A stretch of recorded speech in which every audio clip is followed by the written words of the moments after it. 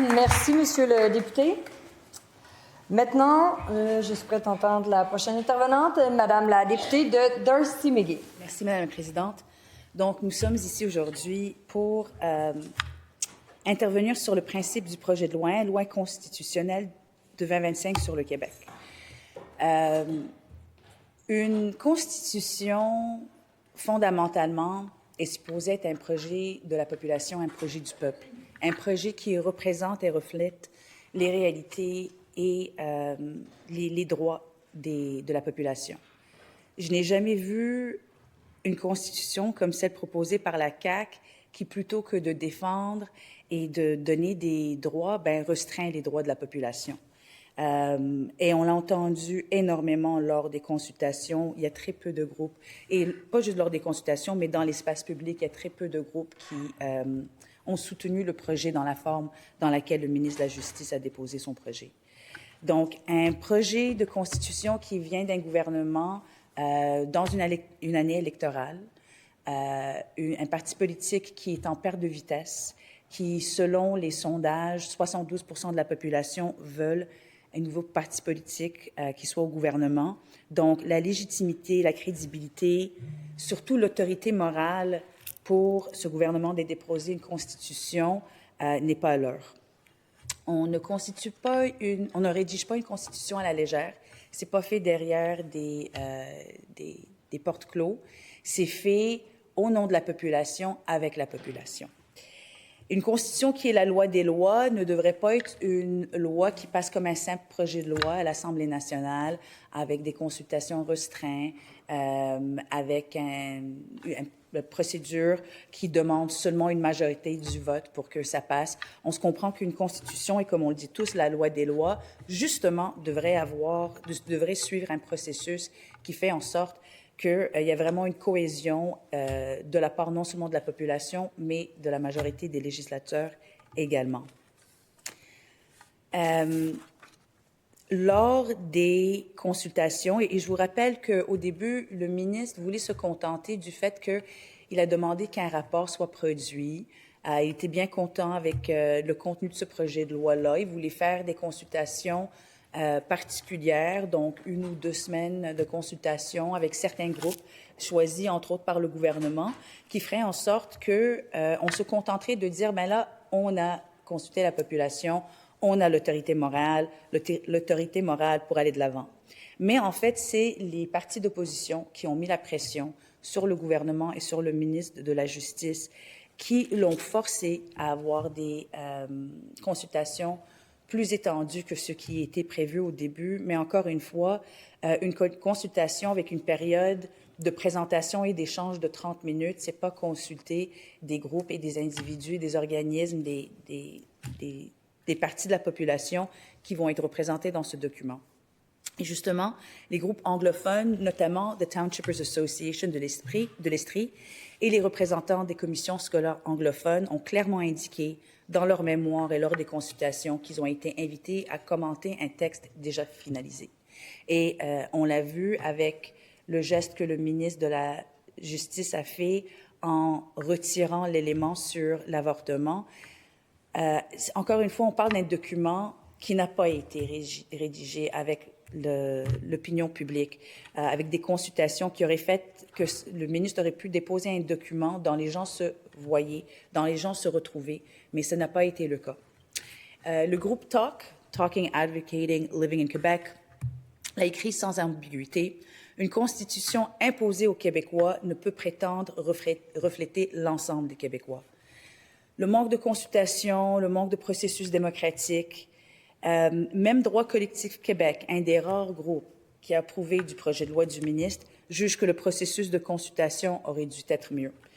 Le ministre s'est fait même critiquer par ses plus fidèles alliés que le processus par lequel il entreprend cette constitution fait en sorte qu'il y a un manque de crédibilité.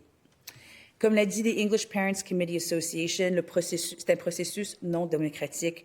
Une constitution rédigée sans la population ne peut représenter la population.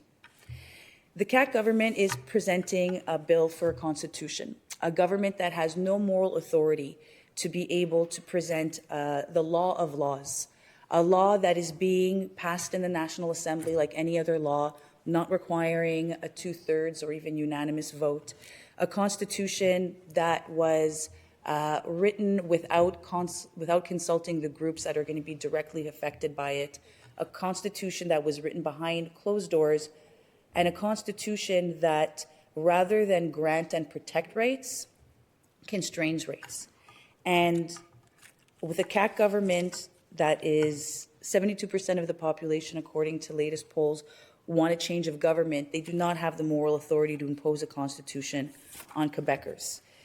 They only held public consultations or wider public consultations because of the pressure that was put on them not only by opposition parties, but by just about everybody in the public space.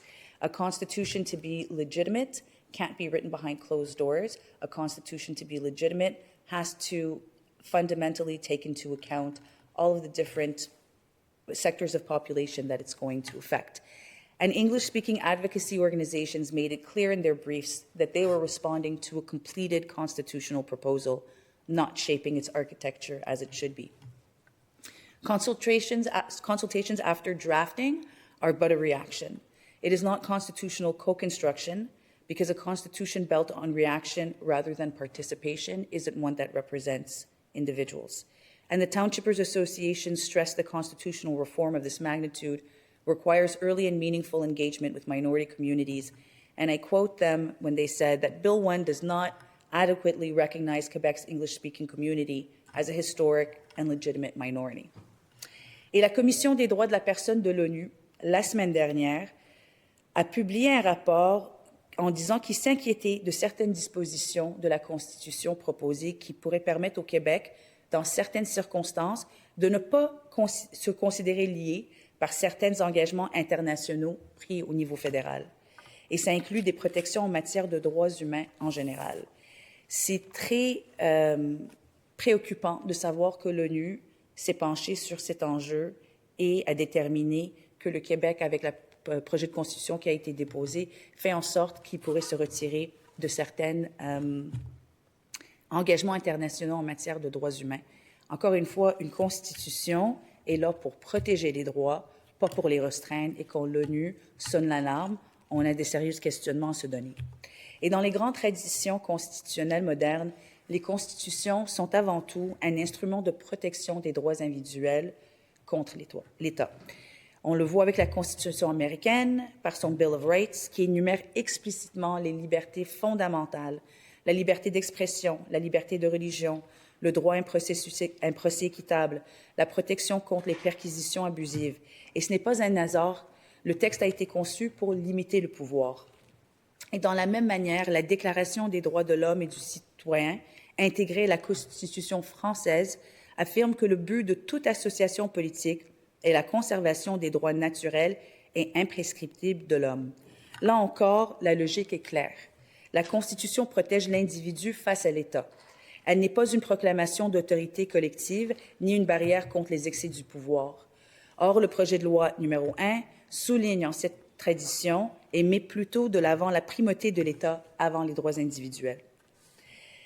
Avec l'article 5 du projet de loi 1, l'autonomie constitutionnelle, le gouvernement de la CAQ compte de limiter la capacité des organismes publics à pouvoir contester les lois les impliquant. En effet, le gouvernement vient interdire à ces organismes de contester une loi qu'il considère comme protectrice de la nation québécoise avec des fonds publics. La Commission des droits de la personne et de la jeunesse, lors des consultations, a dit craindre que cette mesure puisse les empêcher à remplir leur mission. Quand même, on parle de la Commission des droits de la personne et des droits de la jeunesse. Si eux, ils estiment que leur travail pourrait être écarté en raison de l'application de l'article 5 de la Constitution, on a de sérieuses questions à nous poser. Le Barreau du Québec a également dit que le projet de loi constitutionnelle de 2025 introduit des mécanismes qui menacent la séparation des pouvoirs, musellent les contre-pouvoirs, créent une instabilité juridique et affaiblissent les droits fondamentaux. Ils disent également que ces changements risquent d'éroder les fondements de notre État de droit et de compromettre la confiance du public envers ces institutions. Lorsque l'accès à la justice se resserre, ce sont les minorités qui en payent le prix. Encore une fois, l'ONU a commenté sur le projet de loi cette semaine Et Mme Miller, qui fait partie de la Commission internationale des juristes, section Canada, et qui est également professeure à la Faculté de droit de l'Université de Montréal, juge, et je la cite, que le recours aux tribunaux est fondamental dans tout État de droit. Si on enlève ça, c'est le début d'un régime autoritaire. Through Article 5 proposed in the Constitution Bill, the CAQ government is attempting to restrict the ability of public organizations to challenge laws that affect them. In effect, the CAQ government is prohibiting community organizations and advocacy groups from challenging, using public funds, a law that it considers to be protective of the Quebec nation. This therefore constitutes an attack on access to the courts. Judicial review is the backbone of constitutional democracy. Talk said it best when they warned that Bill 1 curbs judicial review while consolidating executive authority. It further stated that the bill does not meet the basic standard of a constitution in a free and democratic society. That language reflects concern about structural imbalance. And public interest litigation has historically allowed minority communities, disabled advocates, and linguistic groups to vindicate rights. If access to court narrows, enforcement narrows, rights must be litigated to be meaningful. Également, le projet de loi mentionne la communauté anglophone uniquement une fois dans le préambule du projet de loi. Mais un préambule n'est pas une garantie constitutionnelle, loin de là. Je vous rappelle que la communauté anglophone représente près de 1 million de personnes au Québécois et que nous sommes tous des Québécois et des Québécoises à part entière.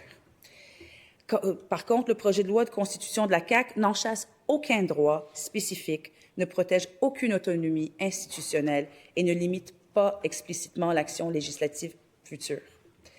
Le Québec English School Boards Association a rappelé que la gestion scolaire par la minorité constitue le cœur même de sa vitalité. Et même si le gouvernement de la CAQ a mis de l'avant le projet de loi 40 pour abolir les commissions scolaires, la communauté anglophone a des droits envers ces institutions, qui a fait en sorte que 3 fois, le gouvernement est allé en cours pour abolir les commissions scolaires anglophones et à 3 reprises, les cours ont jugé qu'il y avait une garantie constitutionnelle pour ces institutions. Donc, 3 fois, le gouvernement de la CAQ a échoué à démentir les droits fondamentaux de la communauté anglophone et à 3 reprises, les cours ont jugé qu'elles avaient tort. The Townshippers Association a également souligné que les institutions régionales anglophones sont essentielles à la pérennité culturelle. Or, aucune protection structurelle explicite n'est prévue. La seule mention des droits de la communauté anglophone se retrouve dans le préambule. Or, l'ensemble des groupes représentés de la communauté anglophone ont fait part de leur grande préoccupation de ne pas voir leurs droits être inclus dans la Constitution. Je vous cite l'Université Bishops, qui souligne qu'il faut inclure à la Constitution du Québec des protections pour les institutions de la communauté québécoise d'expression anglaise, de l'Association des comités de parents anglophones, qui mentionne que bien qu'il soit présenté comme une affirmation de l'identité nationale québécoise, ce projet de loi renforce considérablement le pouvoir de l'État, réduit la protection des minorités, limite les recours juridiques et menace les institutions et les droits des anglophones du Québec. Le English Language Arts Network rajoute que plusieurs communautés ne se reconnaissent pas dans ce projet de loi. L'Association des commissions scolaires anglophones du Québec a aussi contribué au débat en disant que la question que le ministre doit se poser, c'est pourquoi autant d'anglophones ne se reconnaissent pas dans la nation québécoise présentée dans la Constitution. Le projet de loi omet toute reconnaissance de droits historiques de la communauté anglophone. Et ce projet de loi porte atteinte à la démocratie québécoise et entraînerait des répercussions néfastes pour l'ensemble du système d'éducation, avec des effets particulièrement graves pour la communauté d'expression anglaise en situation minoritaire.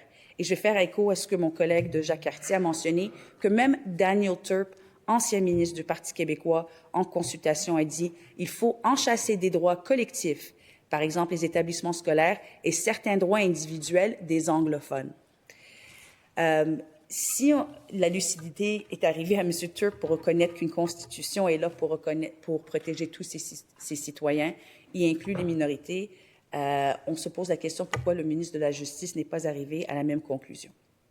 So one of the most concerning aspects of Bill 1 is the virtual absence of any mention, much less protections for the English-speaking community.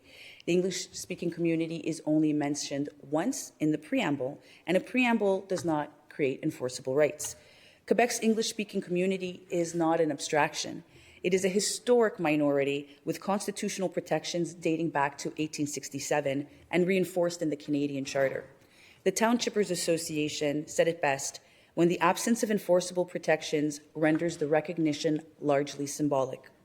Yet Bill 1 does not straighten protections for minority language education, for its access to services, or institutional vitality. It simply restates broad principles without embedding concrete safeguards. The English Montreal School Board said, "Our institutions exist to serve a community whose rights must be explicitly recognized, not implied." Talk added, "A chapter of the law should be dedicated to this recognition. If not, this legislation creates a structure of a purely ethnocentric nation comparable to a 19th century nation-state and not a dynamic, open society of the 21st century. A constitution should reassure minorities, not leave them wondering whether their protections are implied rather than guaranteed." Talk also notes that Section 133 and Section... Je vous interrompe, étant donné l'heure, compte tenu de l'heure. Est-ce que vous souhaitez poursuivre votre intervention à la reprise du débat? Donc, on inscrira votre nom. Compte tenu de l'heure, afin de permettre la tenue des affaires courantes cet après-midi, le présent débat est ajourné. Les travaux sont suspendus jusqu'à 13h40.